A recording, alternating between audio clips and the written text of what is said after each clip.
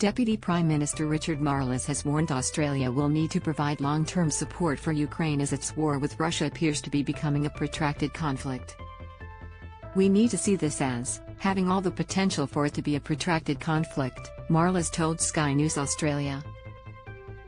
"And our objective here has to be enabling Ukraine to ultimately end this conflict on its own terms, for it to be the author of the resolution of the end of the conflict." Read more. Russian police block mobilization protests, arrest hundreds. Earlier this week, Russian President Vladimir Putin announced a partial military mobilization involving 300,000 people. He also made threats about using nuclear weapons. Marles said Putin's remarks were appalling. "They are appalling comments to make. I mean, it is clearly an appalling thing to do to place that potential on the table," he said. "Certainly the comments that we've seen from Vladimir Putin in the last few days which speak to the behavior of Russia cannot be allowed to stand.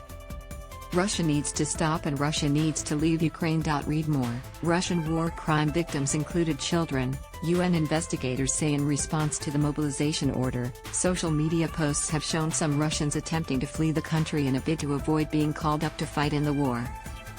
Hundreds have also been arrested in public protests in Moscow and St. Petersburg.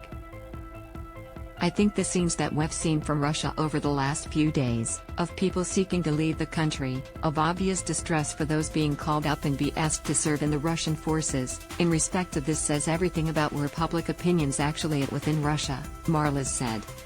Marles denied claims made by the opposition that Australia's provision of military resources, including Bushmaster vehicles, to Ukraine had been held up by red tape.